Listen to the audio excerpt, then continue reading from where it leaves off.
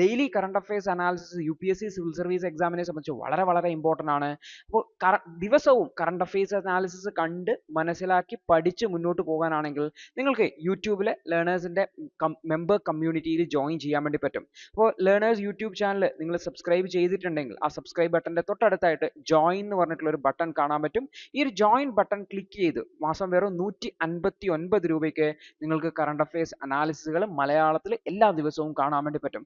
November 22-ാം തീയതിയിലെ UPSC civil service എക്സാമിന് relevant ആയിട്ടുള്ള കുറച്ച് ടോപ്പിക്കുകളാണ് നമ്മൾ ഡിസ്കസ് ചെയ്യാൻ വേണ്ടി പോകുന്നതായിട്ടുള്ളത്. അതിൽ ആദ്യത്തത് ഗൗതം അദാനിക്കെതിരെയും അദാനി ഗ്രൂപ്പ് പ്രത്യേകിച്ചും അദാനി പവറിന് അഗെയിൻസ്റ്റ് ആയിട്ട് വന്നിട്ടുള്ള കേസാണ്. ഇത് US-ലാണ് കേസ് എടുത്തിട്ടുള്ളത്. US-ലെ കേസ് എടുക്കാൻ കാരണം എന്ന് വെച്ചാൽ ഇന്ത്യൻ ഒഫീഷ്യൽസിനെയും ഇന്ത്യൻ ഗവൺമെന്റിനെയും ഒക്കെ ബ്രൈബ് ചെയ്യാൻ ശ്രമിച്ചുകൊണ്ട് അവരുടെ US-ലെ ഇൻവെസ്റ്റേഴ്സിനെയൊക്കെ പറ്റിച്ചു എന്ന് പറഞ്ഞുകൊണ്ടുള്ള ഒരു വിഷയമാണ്. അപ്പോൾ നമുക്ക് നോക്കാം എന്താണ് ഈ ഒരു വിഷയം, എന്താണ് ഈ ഒരു സംഭവം എന്നുള്ളത്. അപ്പോൾ ഗൗതം അദാനിയും അദ്ദേഹത്തിന്റെ അസോസിയേറ്റ്സിനെതിരെയാണ് US ഡിപ്പാർട്ട്മെന്റ് ഓഫ് ജസ്റ്റിസ് അവിടെ ക്രിമിനൽ കേസ് എടുത്തിട്ടുള്ളത്. പ്രത്യേകിച്ചും അവിടെ സെക്യൂരിറ്റീസ് എക്സ്ചേഞ്ച് കമ്മീഷനാണ് ബ്രൈബറി ആൻഡ് ഫ്രോഡിന് അഗെയിൻസ്റ്റ് ആയിട്ട് ഈ ഒരു കേസ് ഫയൽ ചെയ്തിട്ടുള്ളത് എന്നുള്ളതാണ്. ഇന്ത്യൻ ഗവൺമെന്റ് ഒഫീഷ്യൽസിന് $250 മില്യൺ അടുത്ത് കൈക്കൂലി നൽകുകയും അതുവഴി എനർജി കോൺട്രാക്റ്റുകൾ സെക്യൂർ ചെയ്യുകയും ചെയ്തു.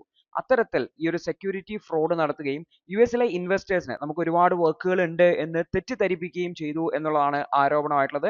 അപ്പോൾ Adani green energy, Azure power തുടങ്ങിയുള്ള സ്ഥാപനങ്ങൾക്കെതിരെയാണ് വന്നിട്ടുള്ളത്. ഇത് പ്രധാനപ്പെട്ട 2 എനർജി ഫേംസ് ആണ്. പ്രത്യേകിച്ചും സോളാർ എനർജി കോർപ്പറേഷൻ ഓഫ് ഇന്ത്യയുമായിട്ട് ചേർന്ന് പ്രവർത്തിക്കുന്ന എന്നുകൂടി ഓർത്തു വെക്കേണ്ടതായിട്ടുണ്ട്. അപ്പോൾ ഈ ഒരു വിഷയത്തിൽ നമ്മൾ പ്രധാനമായിട്ടും ഓർത്തു വെക്കേണ്ടത് ഭരണത്തിൽ അല്ലെങ്കിൽ ഗവേണൻസിൽ എങ്ങനെയാണ് ട്രാൻസ്പെറൻസി കീപ്പ് ചെയ്യേണ്ടത് എന്നുള്ളതാണ്. അപ്പോൾ ഇവിടെ ഗവൺമെന്റിന്റെ ഒഫീഷ്യൽസിനെ ബ്രൈബ് ചെയ്തു എന്നാണ് ആരോപണം വന്നിരിക്കുന്നതായിട്ടുള്ളത്.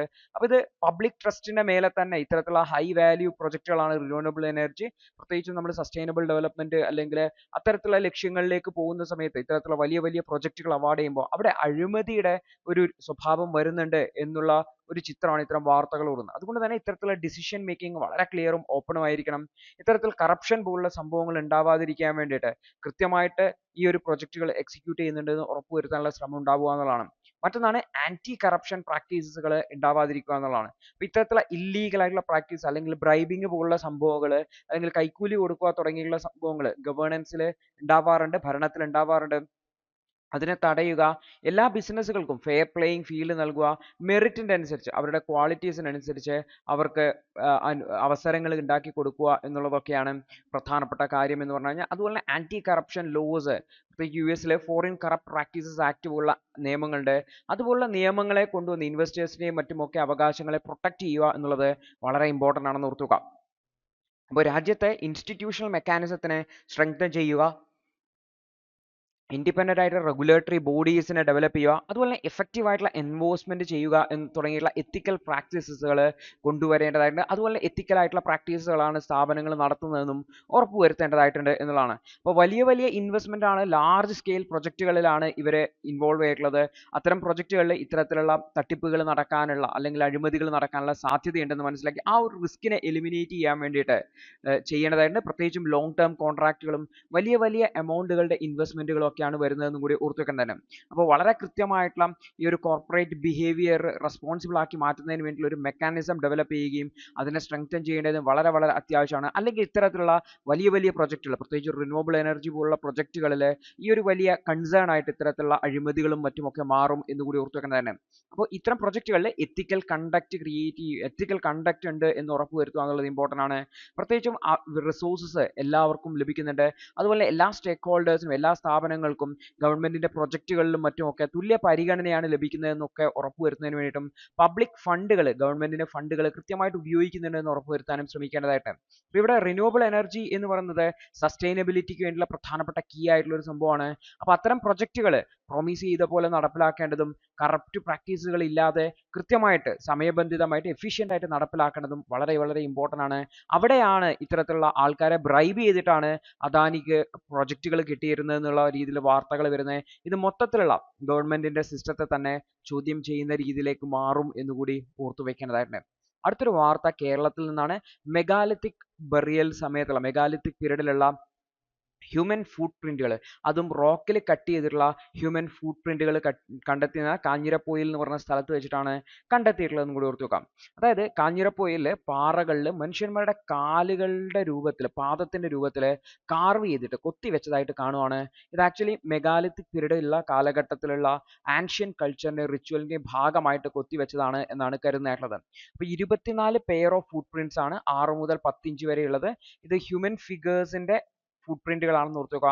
അയൺ ടൂൾസ് ഉപയോഗിച്ചുകൊണ്ട് പാറയിൽ കൊത്തിവെച്ചതുപോലെയാണുള്ളത് എന്ന് ഓർത്ത് വെക്കുക. അപ്പൊ ഈ ഒരു ഫുട് പ്രിന്റുകൾ പ്രത്യേകിച്ചും മരിച്ച ആൾക്കാരുടെ ആത്മാക്കളെ റെപ്രസെന്റ് ചെയ്യുന്നതിന് വേണ്ടി കൊത്തിവെച്ചു എന്നാണ് കാണുന്നത്. പ്രത്യേകിച്ചും വെസ്റ്റിലേക്കാണ് പോയിന്റ് ഔട്ട് ചെയ്യുന്നത്. പോസിബിലി ഒരു റിച്വലിസ്റ്റിക് പേർപ്പസിന്റെ ഭാഗമായിട്ട് അല്ലെങ്കിൽ ഒരു ആചാരത്തിന്റെ ഭാഗമായി ചെയ്തതുപോലെയാണ് പറയുന്നതായിട്ടുള്ളത്.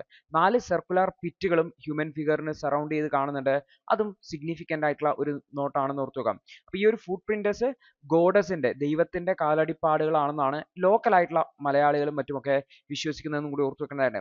അപ്പൊ ഇത് റോക്ക് ആർട്ട് ആണ്. അപ്പൊ നമുക്ക് അറിയാം, ആർട്ട് ആൻഡ് കൾച്ചറിൽ നിങ്ങൾ റോക്ക് ആർട്ടിനെ കുറിച്ച് പഠിക്കും. അപ്പൊ ഇത്തരത്തിലുള്ള പ്രീ ഹിസ്റ്റോറിക് റോക്ക് ആർട്ടുകൾ കർണാടകത്തിലെ അവലക്കിപ്പാറ പേര എന്ന് പറഞ്ഞ സ്ഥലത്തും നോർത്ത് കേരളയിലും ഒക്കെ കാണുന്നുണ്ട്.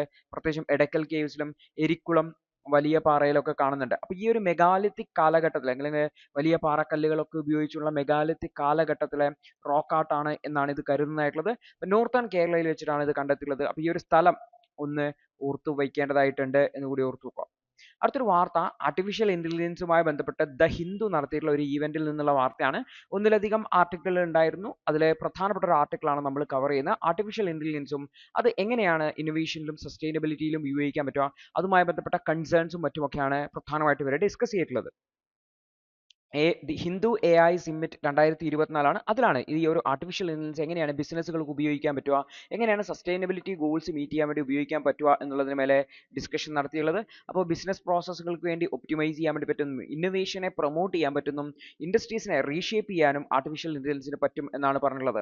അതായത് നമുക്ക് വേസ്റ്റ് കുറക്കുന്നതിന് വേണ്ടി പറ്റും, അതുപോലെ എനർജി എഫിഷ്യൻസി ഇംപ്രവൈസ് ചെയ്യാനും ആർട്ടിഫിഷ്യൽ ഇന്റലിജൻസ് കൊണ്ട് പറ്റും.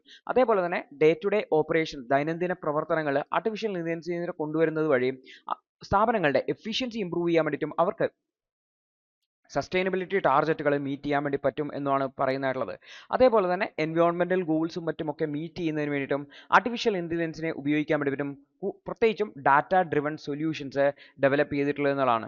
അതേസമയത്ത് ഒരുപാട് തരത്തിലുള്ള ചാലഞ്ചസ് ഉണ്ട്. ഇത് ഹ്യൂമൻ ഇന്റലിജൻസിനെ കോംപ്ലിമെന്റ് ചെയ്യും എന്നുള്ളത് നമുക്ക് ഉറപ്പാണ്, നമ്മളെ സഹായിക്കും. പക്ഷെ നമ്മളെ റീപ്ലേസ് ചെയ്യാൻ വേണ്ടിയിട്ട് ആർട്ടിഫിഷ്യൽ ഇന്റലിജൻസിന് പറ്റില്ല എന്നുള്ളതാണ് ഡിസ്കഷനിൽ വന്നിട്ടുള്ളത്.